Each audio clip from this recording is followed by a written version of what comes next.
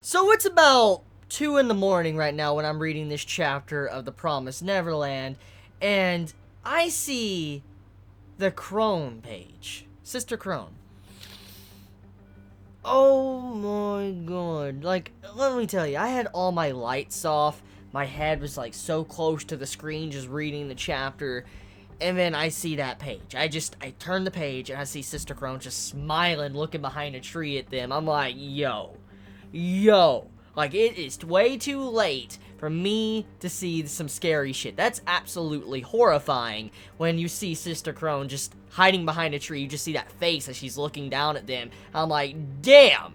Like, every time I read The Promised Neverland, there's always a face from a character that's just absolutely scary. I mean, the mother, Isabel, she always has it, and now Crone, I mean, Crone's always had that evil face on it. Damn, like, just to see that one scene with her just smiling down at them, just very creepy, and definitely woke my ass up. Like, to be honest with you, I was reading this chapter, I was like, okay, I'm gonna read this chapter, then I want to go to bed, I'll do it when I wake up. But then I saw, you know, the fucking page, I'm like, yo, okay, I'm up, my heart just started pounding. So, like, yeah.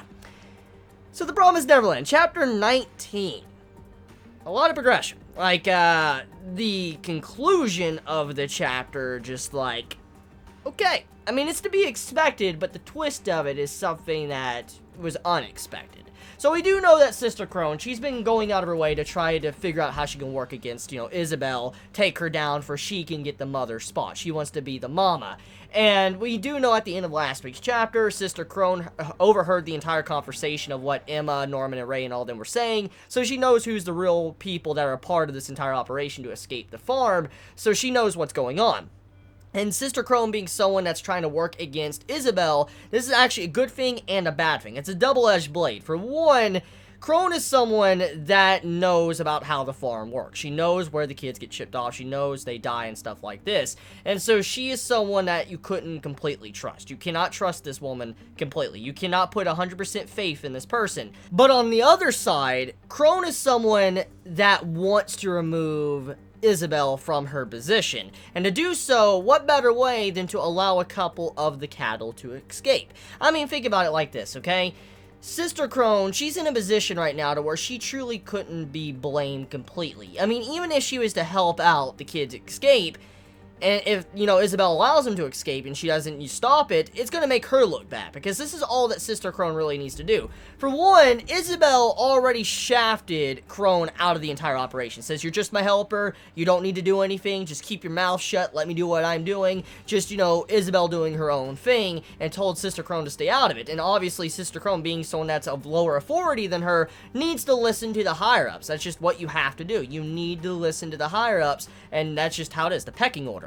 And so, if, let's say, the kids do escape, and then Isabel, you know, loses her job, it makes, you know, Crone kind of look innocent, because she could say, oh, she didn't want me to help out, she just wanted me to stay on my own and all that, she wanted me to kind of stay out of whatever she was doing, and, you know, I'm just a helper, not a mother, so yeah, I couldn't really intervene at all, and it's just like, there was nothing I can do. She would have given me more authority, more power, I could have possibly stopped the kids from escaping in the first place, which then, if they heard this from Crone, and she said something like that, it would make Isabel look bad. She would have her position removed. She might be killed or turned into some form of food for the demons. And, you know, Sister Crone, she would lead over the entire farm. Even though the kids escaped, she's fine because she gets the credit because she's the one that should be in charge now.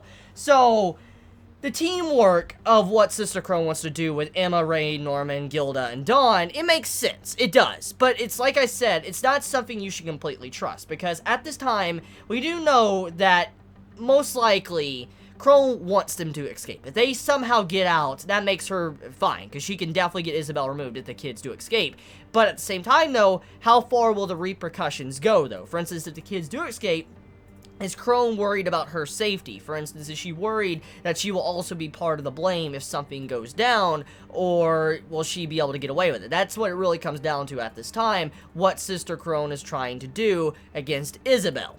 So, the teamwork at the end, I mean, it's definitely a plus. It's definitely something that could help out everyone escape the farm. It's definitely something that might allow some of the characters, or majority of all the children, to be able to leave the farm, or at the very least make a break to where half of them can survive. Maybe just not our main central 5, but over half of them might be able to live. Maybe Phil might be able to get out as well. And so, I could see something like that happening, but there's definitely going to be something wrong with this. I mean, the entirety of Sister Crone helping them out is just not good, and it doesn't sit right with me, because for one, she's out for herself. Obviously, at the end of the day, Sister Crone is out for herself. So she's willing to just slit their throat right then and there if it means saving her own ass. That's what Sister Crone will do. So if she's about to, you know, get wrecked, she's gonna slit their throats to make sure they're silenced and they don't say shit and she's completely fine. That's just what's gonna happen. So, yeah. Anyways, enough of that. Let's talk about the situation with Ray. So Ray, we know he's been a spy for a while now. We know ever since he was 6 years old, he's been a spy. And it's been a long time. You gotta realize, knowing about the truth about the farm is going to add a lot of pressure to someone, especially if you know your fellow friends or what you think or consider to be family are being shipped off to their deaths. That's going to hit you hard. No matter how old you are, if you kind of start realizing that, especially if you're at the conscious level to where you can realize what's truly going on this place or this farm, then most likely you're going to probably feel guilt, sadness that you can't do nothing. And with him confronting, you know, Isabel, you know he had to do something. He could have kept quiet, kept it to himself, but he decided to confront her about it, which proves that he does probably care in some way, but he was trying to probably save his own ass in another way. That's probably how Isabel looks at it. Well, if you look at this chapter, though, it shows another trait to Ray that we really, honestly, I didn't really think much about. I've always thought that Norman was the one that was going to sacrifice himself and be the one to kill himself, just to save everyone, or probably kill everyone off just for, you know, maybe Emma can leave. That's what I always considered from Norman. That's what I've been talking about for multiple chapters. But we have to also look at Ray and his character, the way it's being displayed. For one, he states in this chapter that he's about to be shipped off very soon. He's about to hit age 12 and he's going to be shipped off. It's his time to pretty much, you know, be on the chopping block and be completely dead. And as a person of his age, or as a person, he should probably want to survive. I mean, a normal human reaction would be to try to survive. No matter what, you probably care about your life and you want to live. And for him showing that he doesn't care at all, there's only one thing that makes me consider why he would feel like that. For one, a lot of guilt. He's helped out, Isabel for a very long time. He's helped out his mom, and you gotta realize he's probably felt a lot of guilt over these years, and he wishes he could do something, and maybe he just doesn't care about his life. If he could save 1 or 2 people, maybe that's all he asked for, and he's fine with giving up his life to save his friends and his family, for instance, Emma and Norman, and maybe other kids if they can get out. And so I feel like that's why he showed a sign that he doesn't really care about his life, and that's an issue building up here. He's willing to just throw his life away just to, at the very least, get Norman and Emma out of there. He doesn't care about himself. So yeah, just wanted to point that out. It does seem like maybe Ray is a character that's willing to sacrifice his own self for the greater good, and Norman, as we thought, is the type of character that would be willing to kill everyone, even himself, just to get Emma out of there. So, yeah.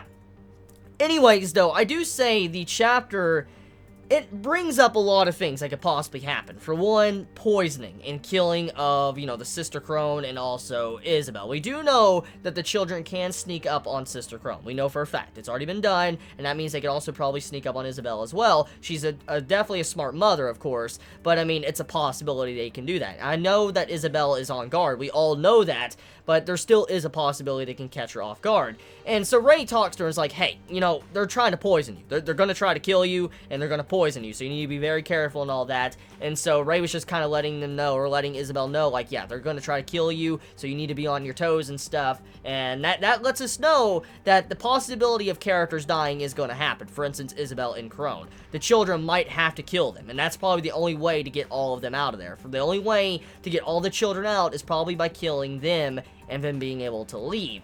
So yeah, I mean, let me know your honest thoughts in the comments below. I mean, how do you feel about this chapter? I mean, how do you feel about, the development some of the characters got? How do you feel about what's going on with Dawn and Gilda, how they've joined the group now? They now, kind of all are working together, and they now know the truth. How do you feel about that? How do you feel about Ray's, personality and how he's willing to probably give up his own life for the sake of others?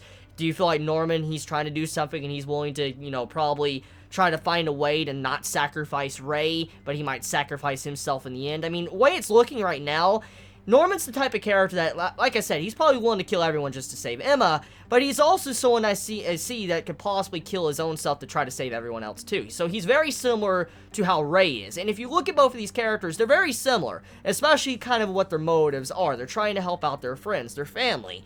And it seems like before everything is said and done, maybe both of these characters might die just to get Emma out of there. Maybe Norman and Ray will have to kill themselves just to get them out of there. Maybe the other kids. Possibility. So yeah, how do you feel about Crone's alliance with them? I mean, let me know your honest thoughts in the comments below. I love you all so much. You have a wonderful day or night wherever you live. Please be safe. Chibi out.